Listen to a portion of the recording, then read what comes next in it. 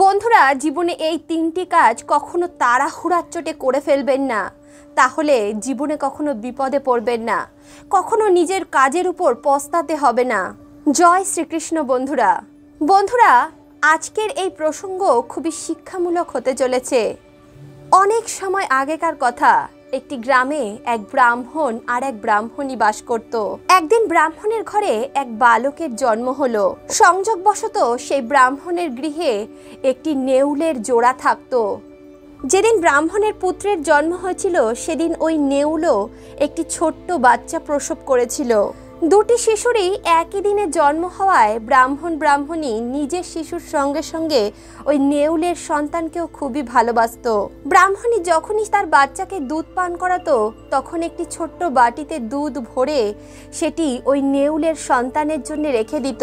ধীরে ধীরে ওই দুইটি সন্তান যত বড় হতে লাগলো, তারা দুজনে একে অপরের ভালো বন্ধু হয়ে গেল। তারা একে অপরের সঙ্গে সব সময় খেলা করত।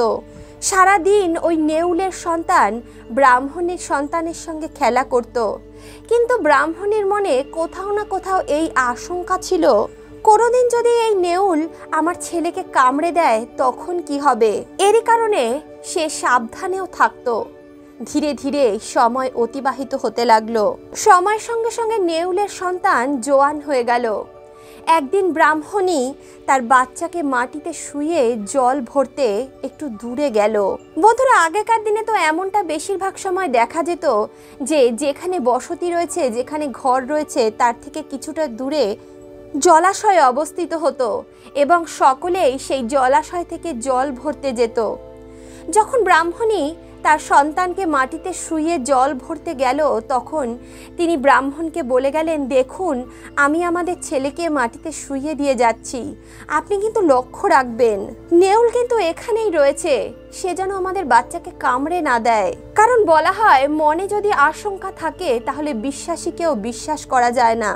যতই ভালোবাসা থাক না কেন, কিছু কিছু জন্তু জানোয়ারের থেকে দূরেই থাকা উচিত। যেমন লম্বা লম্বা নখ এবং ধারালো দাঁত বিশিষ্ট প্রাণী, কারণ এসব পশুদের আক্রামক স্বভাব এবং হিংসক প্রবৃত্তি থাকে। এই সকল প্রাণীরা যখন তখন রেগে গিয়ে হিংসুক প্রবৃত্তি অবলম্বন করতে পারে। দ্বিতীয় হলো শিংধারী পশু, যাদেরকে মানুষ ভালো তো বাসে কিন্তু তাদের থেকে দূরত্ব বজায় রাখে। তৃতীয় হলো শস্ত্রধারী মানুষ, অর্থাৎ যার কাছে অস্ত্রশস্ত্র রয়েছে এমন মানুষকে মানুষ কোনোভাবেই পুরোপুরি আপন করতে পারে না।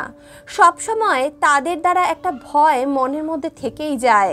আমরা যদি কোনো মানুষকে অস্ত্রশস্ত্র ধারণ করে দেখি তাহলে আমরা তার থেকে একটু দূরত্বই বজায় রাখি।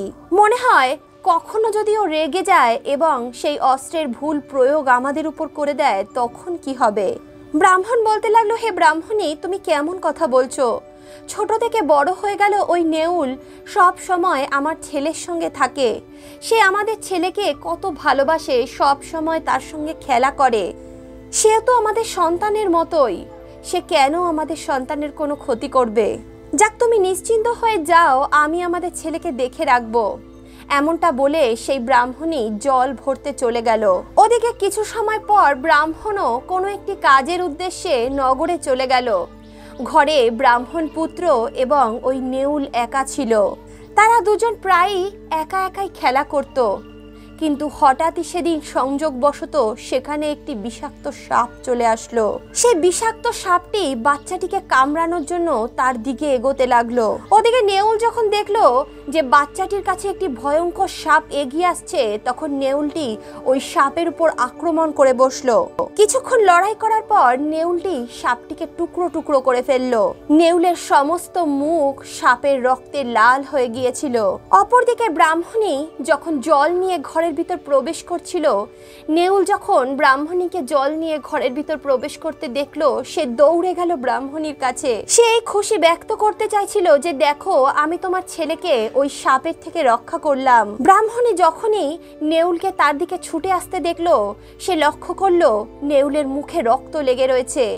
এমনটা দেখে ব্রাহ্মণীর পায়ের তলা থেকে মাটি সরে গেল। ব্রাহ্মণীর মনে প্রথম থেকেই তো নেউলের সম্বন্ধে একটা ভুল আশঙ্কা ছিল, কিন্তু নেউলের মুখে রক্ত দেখে ব্রাহ্মণীর সেই আশঙ্কা বাস্তবে পরিণত হয়ে গেল। ব্রাহ্মণী মনে মনে ভাবতে লাগলো, আজকে এই নেউল আমার ছেলেকে কামড়ে খেয়ে ফেললো। ব্রাহ্মণী এমনটা চিন্তা করে রাগে নিজের উপর নিজের আয়ত্ত হারিয়ে ফেলল। সে তার হাতের থেকে জলের ঘড়াটা মাটিতে ফেলে একটা ডান্ডা দিয়ে নেউলকে বারে বারে আঘাত করতে লাগলো। নৃশংসভাবে আঘাত করতে করতে ব্রাহ্মণী ওই নেউলটাকে মেরে ফেলে দিল। তারপর ব্রাহ্মণী যখন দৌড়ে দৌড়ে ঘরের ভিতর প্রবেশ করলো, সে দেখতে পেল তার বাচ্চা তো আনন্দের সঙ্গে খেলা করছে, আর তার বাচ্চার পাশে একটি মৃত সাপ পড়ে আছে। বাচ্চাকে সুরক্ষিত দেখে আর সাপকে মাটিতে মরে পড়ে থাকতে দেখে ব্রাহ্মণীর এটা বুঝতে দেরি হলো না যে ওই নেউলটা সাপকে মেরে ফেলে তার বাচ্চাকে রক্ষা করেছিল। এখন তো সে কপাল চাপড়াতে লাগলো এবং নেউলের কথা চিন্তা করে করে কাঁদতে লাগলো। সে মনে মনে বলতে লাগলো, হায় আমার শিশু, আমি তোর উপর কত অন্যায় করলাম, আমি কত বড় অনর্থ করে দিলাম। কোনো কিছু চিন্তা না করেই আমি এক নির্দোষ প্রাণীকে হত্যা করলাম। বন্ধুরা, সবসময় এটা মনে রাখবেন, যে ব্যক্তিরা তথ্য না বুঝে তাড়াতাড়ি কোনো নির্ণয় নিয়ে নেন তাদের পরবর্তীকালে পস্তাতে হয়। বন্ধুরা, আমরা যখন মনে কোনো কিছু নিয়ে একটা আশঙ্কা তৈরি করে ফেলি, তখন আমাদের মন সব সময় তাই নিয়েই চিন্তা করতে থাকে।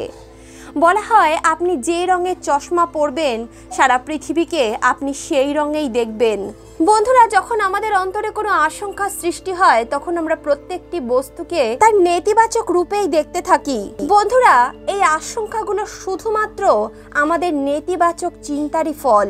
অনেক সময় তো অনেকে নিজের এই ভুল আশঙ্কার জন্য নিজেরই ক্ষতি করে ফেলে।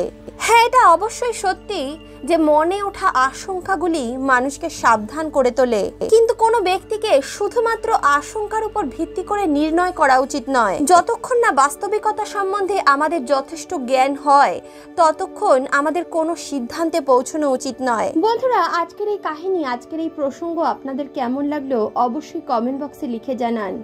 এই প্রসঙ্গ থেকে আপনারা কি শিখতে পেলেন তাও আমাদের অবশ্যই জানাবেন। ভিডিওটি ভালো লাগলে অবশ্যই ভিডিওটিতে একটি লাইক করুন, বন্ধু বান্ধব আত্মীয় পরিজনের সঙ্গে ভিডিওটি শেয়ার করুন, আর অন্তর্মন থেকে বলুন রাধে রাধে।